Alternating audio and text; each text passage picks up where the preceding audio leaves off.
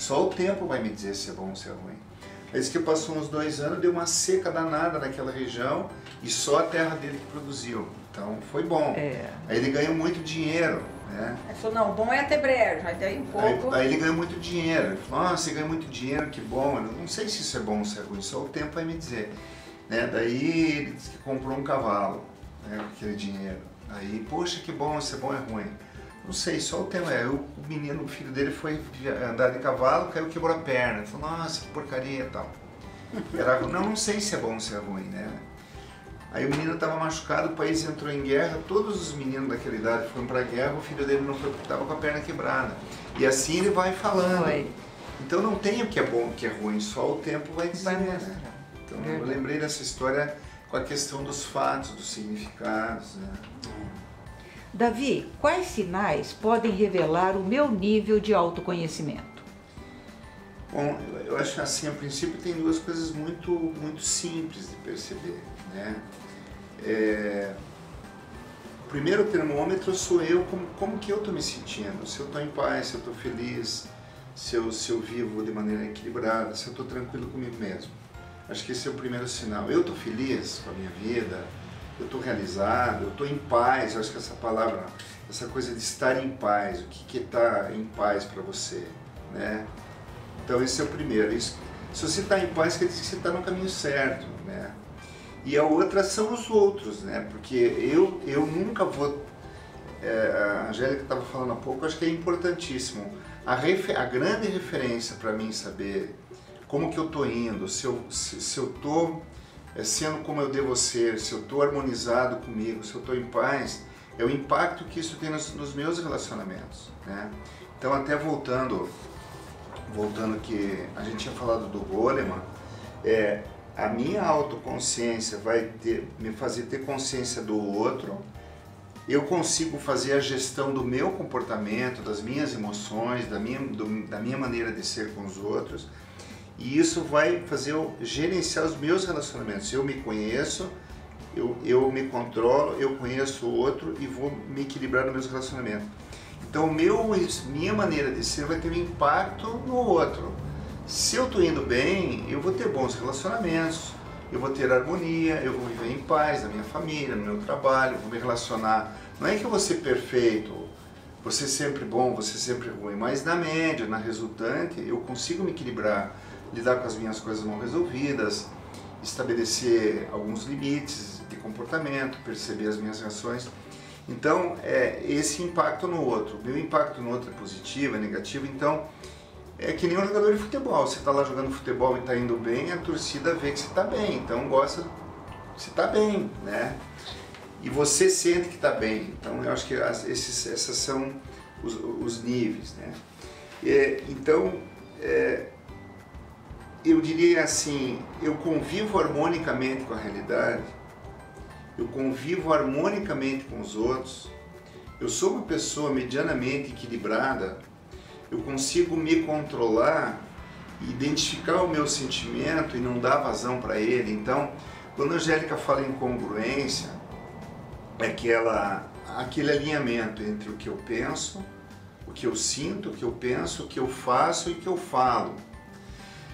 Se eu tenho uma reação que me deixa com raiva, que me deixa com ira, como que eu reajo a isso? Eu conto até 10, eu percebo que aquilo me incomoda. E uma outra coisa interessante que a gente vai falar é assim, eu sou a única pessoa responsável pela minha vida. Muitas das vezes a gente tem a tendência a dizer assim, mas também o cara me falou aquela coisa e eu fiquei com raiva, mas então a culpa é do cara que te falou alguma coisa ou sua que você não se controlou, né?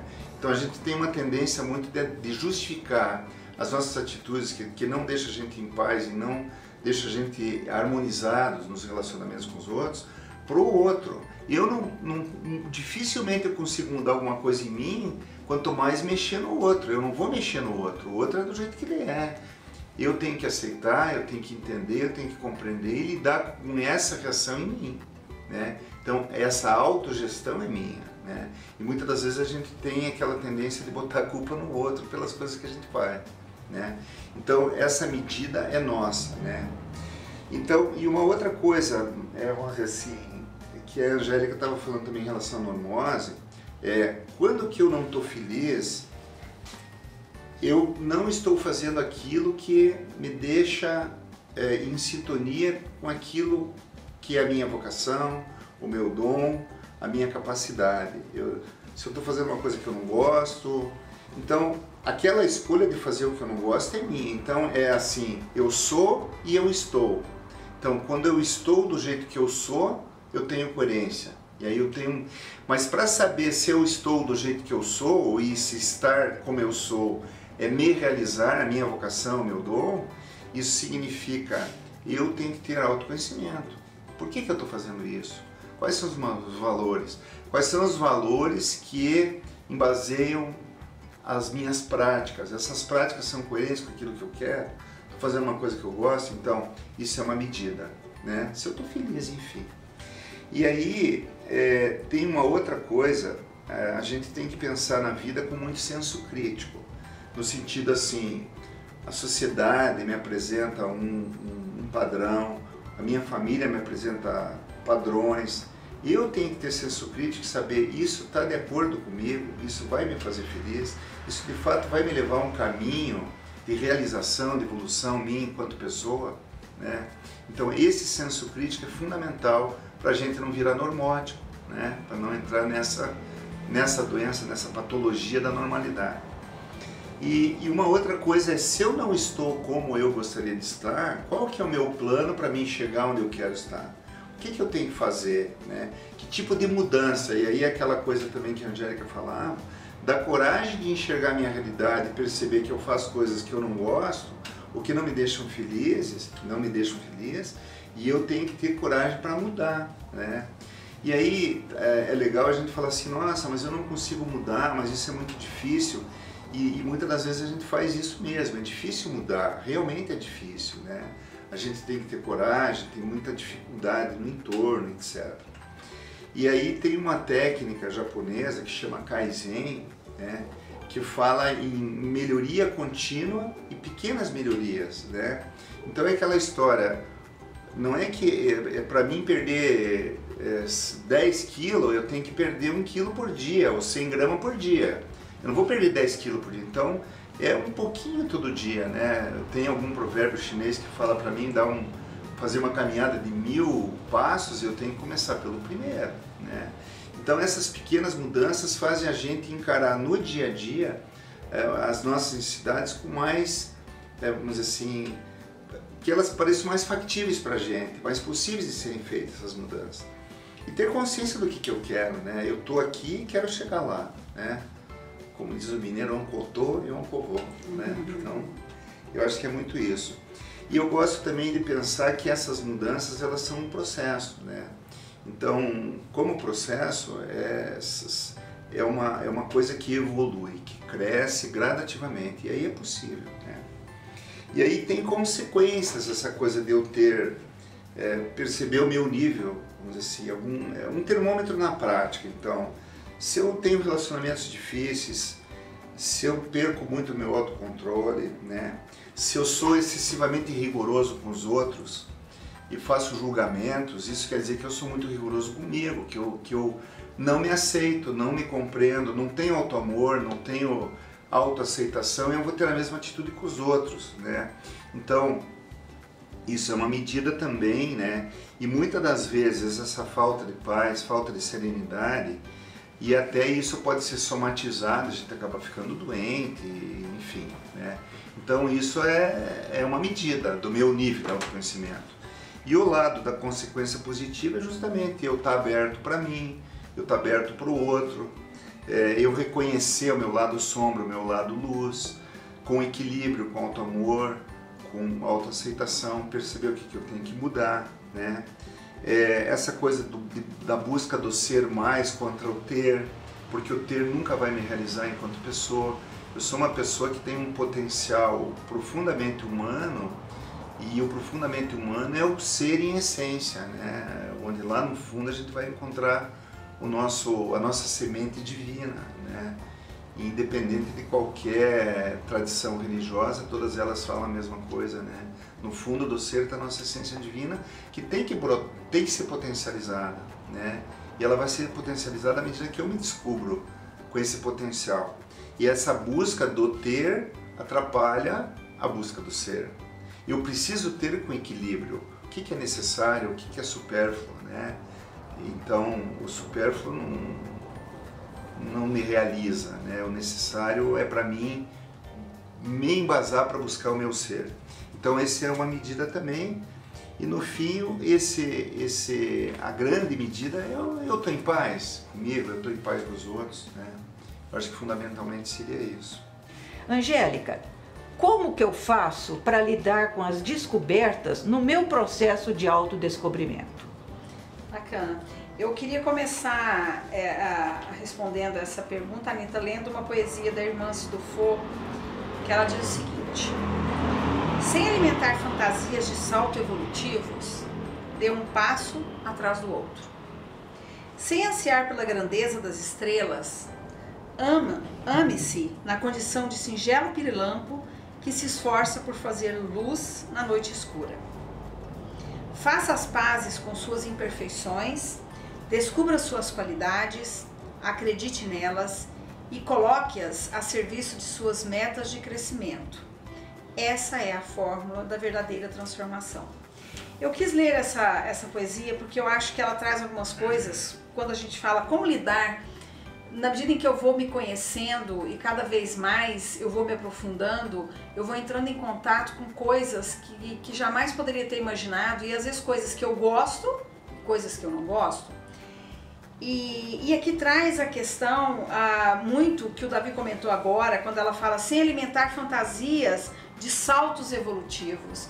Nenhum de nós vai chegar do primeiro degrau ao 20º degrau, é degrau a degrau. Então acho que é muito legal essa ideia de processo, né, de passo a passo. Depois, quando ela fala também, ame-se na condição de singelo pirilampo que se esforça por fazer luz na noite escura.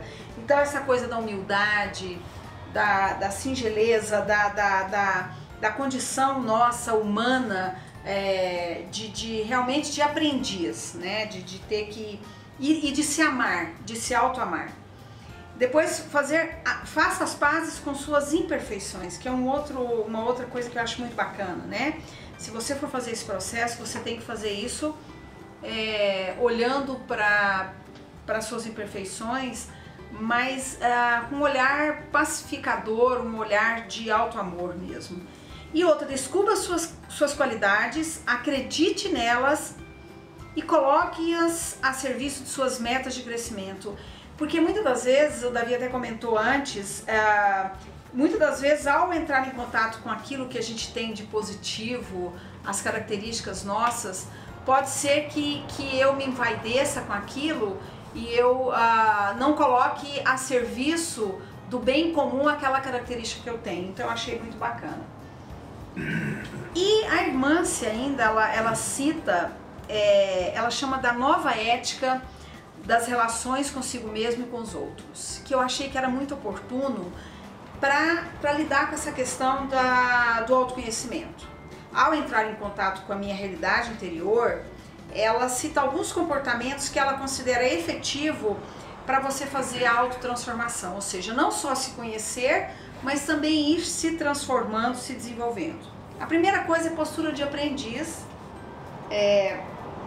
que você deve evitar preconceitos, ou aquela sensação de autossuficiência ou de perfeccionismo, que são todas os preconceitos, você se considerar autossuficiente ou a busca do perfeccionismo, estão todas na contramão da postura de aprendiz e na contramão do autoconhecimento e da inteligência emocional como um todo. Então, é fundamental ter essa postura de abertura para o aprendizado.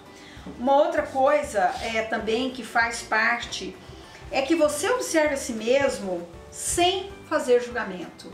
Uma coisa é você observar os outros, já tentando classificar como certo e errado, sim ou não, enfim. É realmente fazer ao entrar em contato com algo em você, que você talvez no primeiro momento classificasse como bom ou ruim, tente fazer isso sem classificar, sem julgar, apenas se observe com olhar de aprendiz, com olhar de quem é humilde, e reconheça isso sem fazer julgamento ou classificação daquilo que você descobre em você. E aí, na medida em que eu tenho essa abertura, postura de aprendiz, olho para essas coisas sem julgar a mim mesmo, é importante que você pratique autoaceitação e auto-perdão. E a autoaceitação é o quê? É você não ficar naquele ciclo de cobranças intermináveis e doentias. Então, muitas das vezes a gente confunde quando fala em buscar o autoconhecimento. Pode ser que ao descobrir coisas que a gente não sabia a respeito de nós mesmos e que a gente classifica como ruim ou bom, pode ser que eu entre num processo de cobranças intermináveis, e isso não é bacana. Obviamente, aquilo que eu identifico e que eu reconheço que aquilo não é bacana, não é ético, não é saudável para a convivência, né, entre os seres humanos, é importante que eu, antes de partir para a busca do que é melhor, eu me perdoe. Porque eu tenho que perdoar e reconhecer minha história até aqui. Se eu estou aqui hoje desse jeito é porque eu tenho uma história, uma explicação. Eu vou olhar para esse momento em que eu me encontro com autoaceitação e me perdoando por aquilo que eu considero que não era bacana ter feito. Porém, eu vou olhar para isso com um olhar de recomeço. Então eu começo de novo, numa busca de pequenas e constantes melhorias, pensando que eu vou subir degrau a degrau. Então é muito importante olhar para esse conteúdo praticando autoaceitação e auto-perdão. A decisão de crescer, obviamente, né, a gente já tinha comentado. A vigilância, ou seja, cuidar da vida mental, praticar o hábito da higiene dos pensamentos em busca de ideias edificantes. Isso é muito importante. Quando a gente começa a se observar em busca do autoconhecimento, muitas das vezes a gente se depara com ideias que não são edificantes em relação a nós mesmos e em relação aos outros. Outro dia, eu e Davi, a gente estava numa situação em que tinha um senhor que ele teve uma atitude que, num primeiro momento, fez com que a gente pensasse assim, pô, mas como que esse senhor teve esse comportamento? E pensando assim, a gente começou a observar o pensamento nosso e ele especificamente, que estava mais envolvido na situação, ele começou a observar o pensamento dele. E aí depois ele falou, bom, se eu continuar pensando assim, eu não vou ser bacana, eu vou ter uma atitude que não vai ser bacana. Aí ele começou a mudar a forma de pensar. Ele pensou, o que poderia levar ele a ter essa atitude? E ele pensou, pô, às vezes ele não se deu conta, às vezes ele estava com atenção em outra coisa. Ou seja, ele naquele momento, ele estava sendo vigilante com o pensamento dele. Porque ele sabia que o pensar que aquele senhor tinha feito algo e era por descuido, por desatenção ou para querer prejudicá-lo, isso não ia fazer com que ele fosse assertivo. Então ele falou, eu vou mudar meu pensamento. E ele não tinha sinal nenhum de que o senhor estava fazendo aquilo para prejudicá-lo. Poderia ser tantas outras coisas. E naquele momento ele mudou a atitude. E isso, nós seguimos em frente em paz. Então eu acho isso um exemplo bacana de estar vigilante, limpando o pensamento e buscando ideias edificantes. Né? E alguém vai dizer, pois é, mas às vezes ele estava querendo prejudicar. Bom, isso é problema dele. A gente segue em paz e consegue ser assertivo e sai dali limpo, né? Limpo, leve. E por fim, desculpa, não por fim, ainda não. Mas uma outra coisa é a oração, né? Que é a terapia da mente. E aí a oração, independente da religião, de qualquer que seja, mas ela tem um potencial de liberação de forças nobres, né? Forças nobres que se encontram dentro de nós e que estão adormecidas e sufocadas pelo nosso descuido, porque a gente não cuida do pensamento, porque a gente tem uma tendência de às vezes de ser negativo, e a oração ela ajuda, juntando com a atitude de ser vigilante, ela ajuda a organizar as forças interiores em busca de algo maior e melhor para você e para os outros. A prática do auto-amor, na medida em que eu aceito, me perdoo, eu me amo, eu aprendo a gostar de mim mesmo do jeito que eu sou, do jeito que eu estou nesse momento, reconhecendo que eu sou um aprendiz como toda a humanidade, que eu estou num processo de evolução, e então eu tenho que olhar para mim com carinho, com amor, aprendendo a gostar de nós na condição em que nós nos encontramos naquele momento. E por fim, evitar a culpa, a autopunição e a baixa autoestima, que muitas das vezes, na busca dessa evolução, do autoconhecimento, identificando conteúdos que não são conteúdos que me fazem, não são nobres, algumas intenções, ou raiva, ou culpa, ou inveja, algum sentimento que eu de alguma forma classifique como não positivo, pode ser que isso me leve a sentir culpa, e aí eu posso começar num processo de autopunição e baixa autoestima, e isso é um ciclo vicioso que pode me afastar cada vez mais do autoconhecimento. Porque se eu começar a praticar culpa, autopunição, eu posso procurar, isso enfraquece o meu movimento em busca de autoconhecimento, porque não é legal identificar coisas que não são bacanas. Se eu me culpo, isso vai me depreciando, e eu vou me afastando, me desencorajando de fazer o processo de autoconhecimento. E por fim eu queria ler também um texto da irmã Cidufo, que ela diz o seguinte: existe muita impaciência com o desenvolvimento pessoal por causa da angústia causada nas pessoas por entrar em contato com sua verdadeira condição. Criamos para nós, por meio de mecanismos mentais, as virtudes do adorno ou compensações artificiais a fim de sentir-nos valorizados perante a nossa consciência e perante os outros. Eu achei muito bacana essa reflexão que a irmã faz, porque ela traz muito a importância da gente ter coragem e praticar o auto-amor, o auto-respeito, porque se a gente não fizer isso, pode ser que eu me afaste cada vez mais desse processo de autoconhecimento. Então, eu realmente tenho que praticar, e aí eu vou resgatar para fechar a pergunta, eu tenho que praticar realmente a postura de aprendiz, observar a mim mesmo sem julgamento, me aceitar, me perdoar, ter a decisão efetiva de crescer, ser vigilante, praticar a oração, ter o amor incondicional, evitar a culpa, a autopunição e a baixa autoestima. E isso com certeza vai fortalecer e me encorajar para continuar o processo de autoconhecimento. Davi, existem níveis de autoconhecimento? A resposta é sim, né? Por quê? Porque o autoconhecimento é um processo, né? Então é um processo que começa e a gente pode dizer que ele é infinito, obviamente, dependendo do seu embasamento filosófico ou religioso, mas enfim, ele é um processo que tem início e sempre evolui, né? Na verdade, a evolução e o desenvolvimento do ser humano dependem do seu autoconhecimento, né? A gente tem evoluído desde sei lá quantos bilhões de anos porque o ser humano evolui, se autoconhece, descobre as coisas e evolui, né?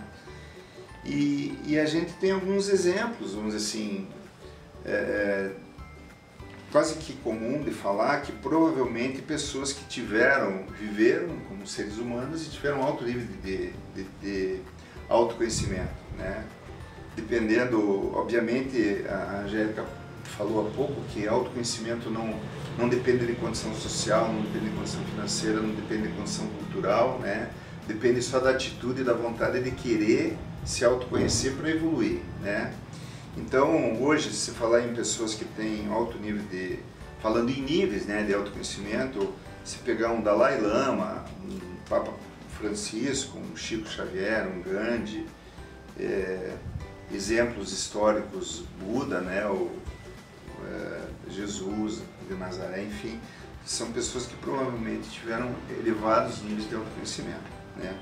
E aí nessa linha é interessante a gente falar que, embora hajam outros modelos em outras áreas, eu vou trazer aqui para a gente refletir alguns psicólogos que nos indicaram níveis de evolução relacionados ao autoconhecimento. Embora, como eu estou falando, tem outros modelos, se você pegar as áreas de espiritualidade, de algumas tradições religiosas também falam em evolução, em autoconhecimento, né?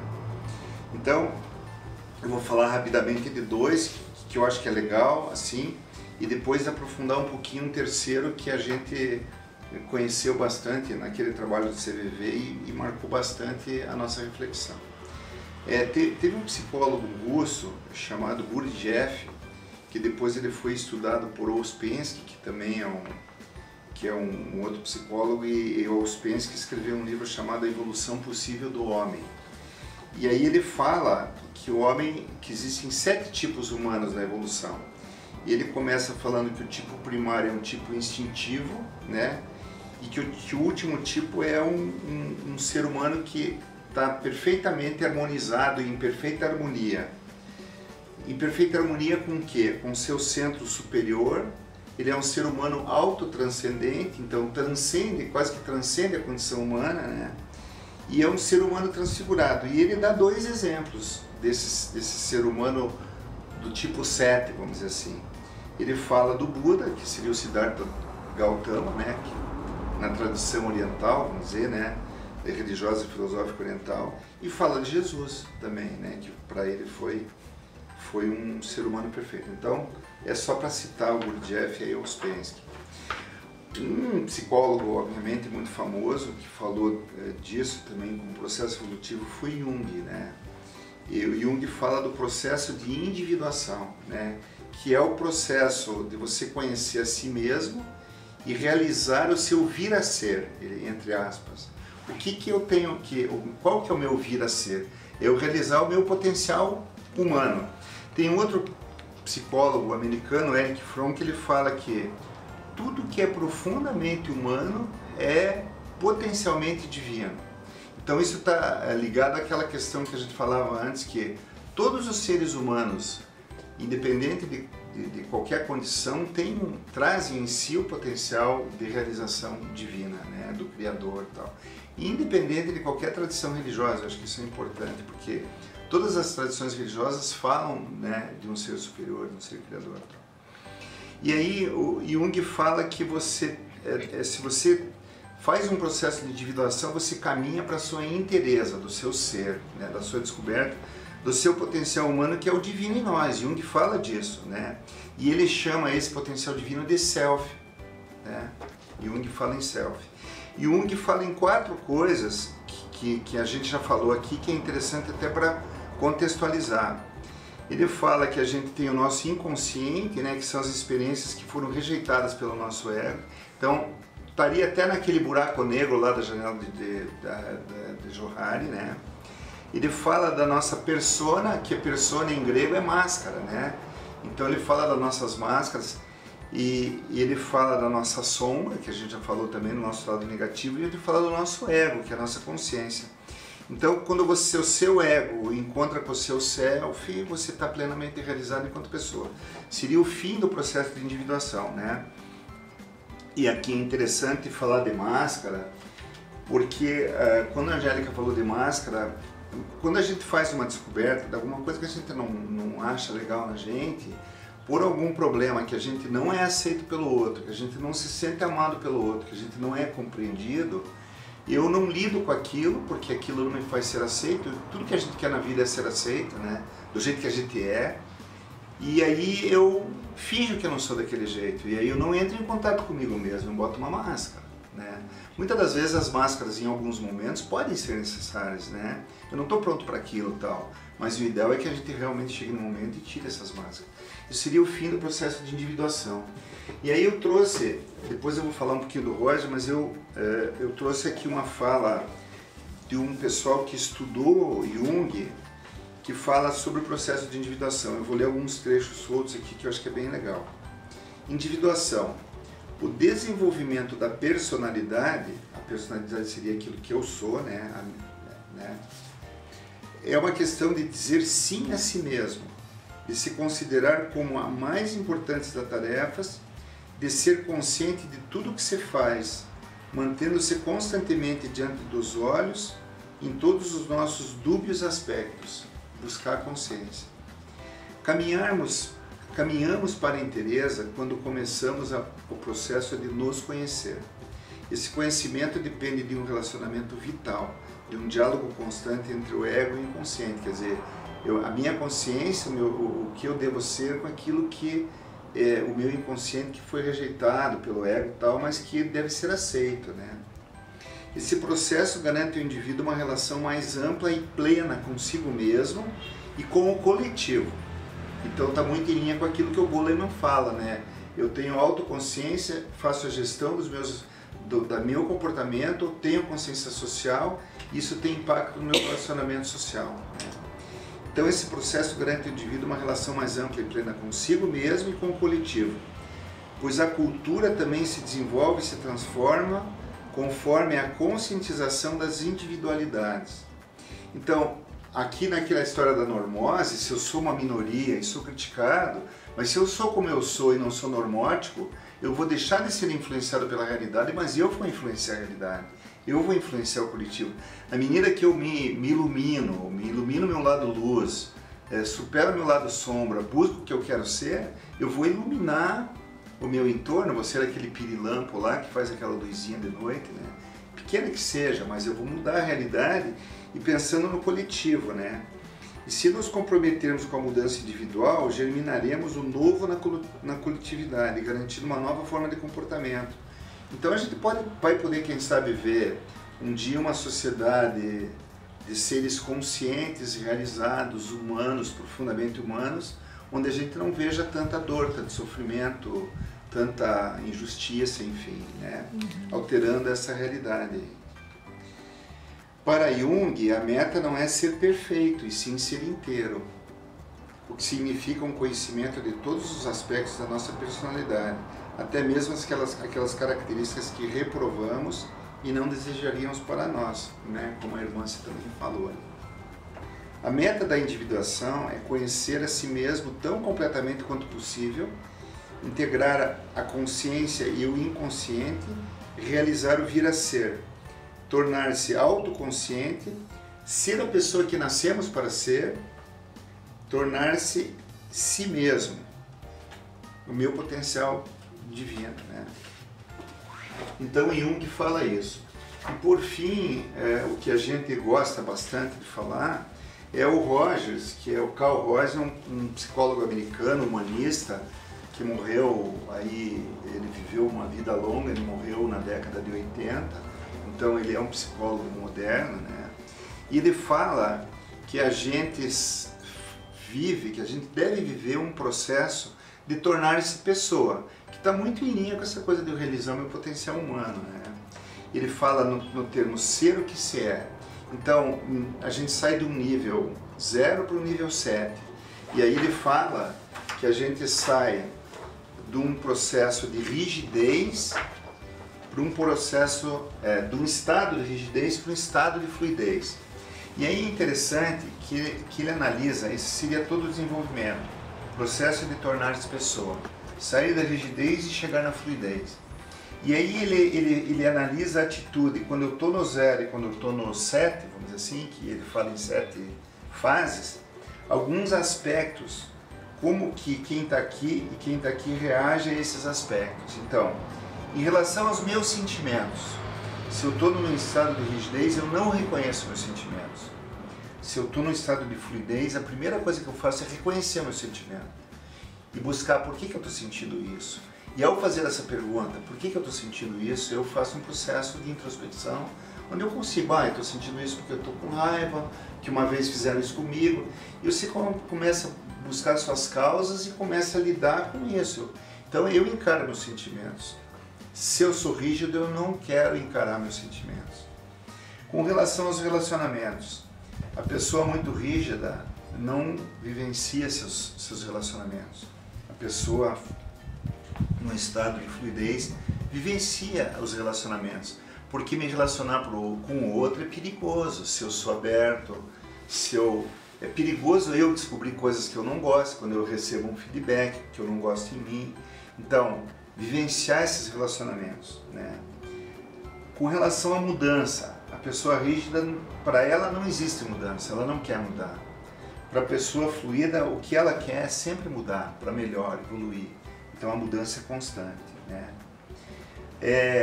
Com relação aos problemas, quando acontece um problema comigo, se eu estou num estado rígido, eu não reconheço aquilo como um problema. É um problema, vai me incomodar, às vezes eu me escondo, não quero encarar aquele problema. Se eu estou num estado evolutivo avançado, eu encaro o problema como uma oportunidade de aprendizado. Eu posso fazer a pergunta, isso é um problema? Realmente é. Isso vai me fazer sofrer? Vai, com certeza, mas o que eu tenho que aprender com isso? Com certeza eu tenho que aprender com tudo, né? Esse fato os fatos são amigos, né? Como a Angélica já citou aqui. A mesma coisa com relação às experiências. A pessoa rígida se afasta das experiências. Então, falando sobre o aspecto problemas, a pessoa que está no estado de rigidez, ela não reconhece um problema quando ele acontece, ela às vezes nem sempre quer encarar o problema, ela se esconde, tem medo, né? Então ela não reconhece. E a pessoa que está no estado de fluidez, ela sempre faz a pergunta, é um problema? Sim. Vai me fazer sofrer? Pode. Mas o que eu tenho que aprender com isso? Isso é uma oportunidade de crescimento, é uma oportunidade de evoluir, é uma oportunidade de aprendizado, né? Então o problema é encarado como uma oportunidade. É aquilo que a Angélica falou há pouco também, os fatos são amigos.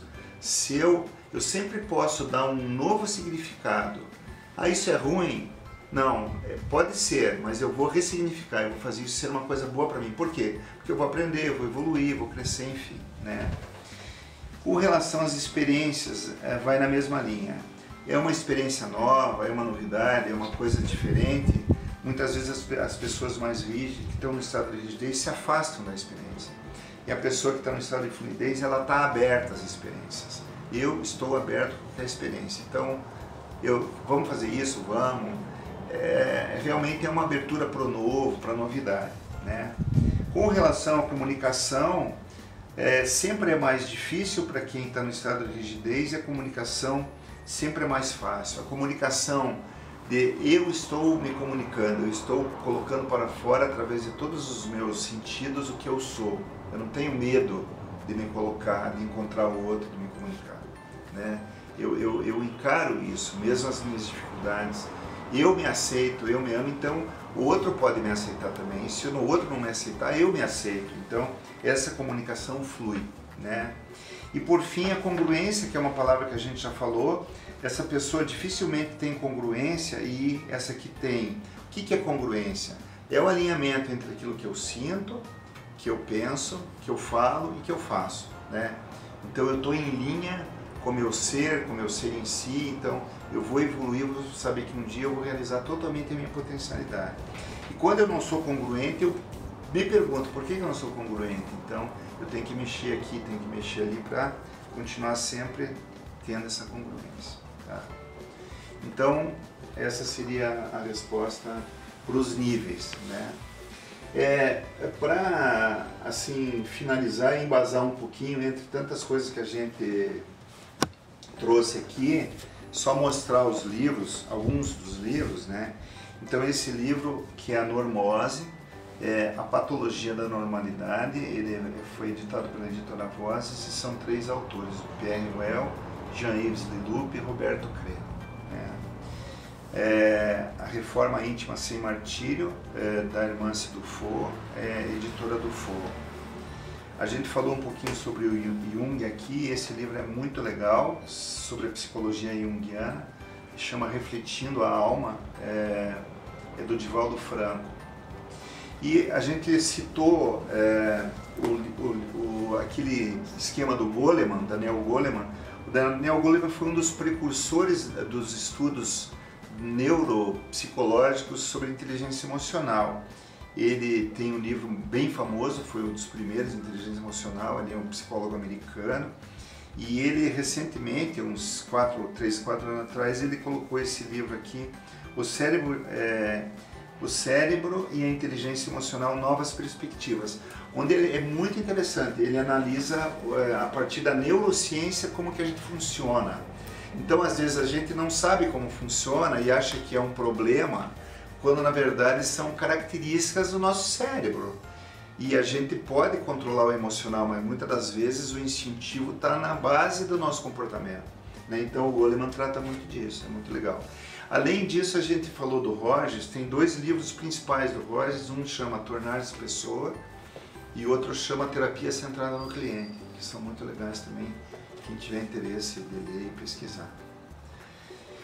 Para encerrar aqui no meu nome e no nome da Angélica, agradecendo aí a Anita a oportunidade de poder compartilhar e dizer também que a nossa intenção sempre é muito intuitiva de ajudar, e, enfim, a gente não a gente fez uma pesquisa que qualquer um podia fazer e trazer da mesma maneira, e a nossa intenção é contribuir. Então é muito legal essa coisa do estudo, a gente gosta muito, até foi uma das coisas citadas como autoconhecimento. Então estude, né, que a gente aprende estudando até, né?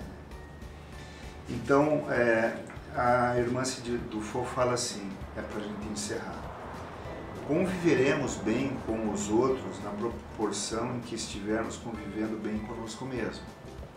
Adoção de uma ética de paz no transcorrer da nossa mudança, na metamorfose de nós mesmos, será medida salutar no alcance das metas que almejamos, ao tempo em que constituirá garantia de bem-estar e motivação para a continuidade do processo. Esse processo é um processo de evolução de todos nós, enquanto seres humanos, enquanto humanidade, enquanto Mãe Terra, enquanto vida, né?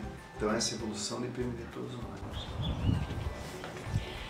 Você viu que coisa linda que foram essas palestras do Davi, da Angélica? Eu tô aqui encantada, é conhecimento demais, é cultura demais, foram dicas maravilhosas. Dicas que você deve seguir. Anota aí, se você não anotou, vê de novo os vídeos para você poder anotar tudo. Eu anotei, eu fiquei aqui atrás anotando tudo que eles falavam. Conhecimento lindo. Se você gostou, compartilhe esse vídeo com uma pessoa que você acha que vai se beneficiar, porque assim muita gente pode ouvir essas mensagens. Deixa seu comentário aqui embaixo, porque é o seu comentário que vai nos nortear como vamos fazer, como continuamos, o que podemos fazer para te agradar cada vez mais. Se inscreve no nosso canal para você também receber as nossas mensagens escritas. Fica aí juntinho comigo. A semana ainda não acabou, tem muita coisa chegando. Tchau, até o próximo vídeo.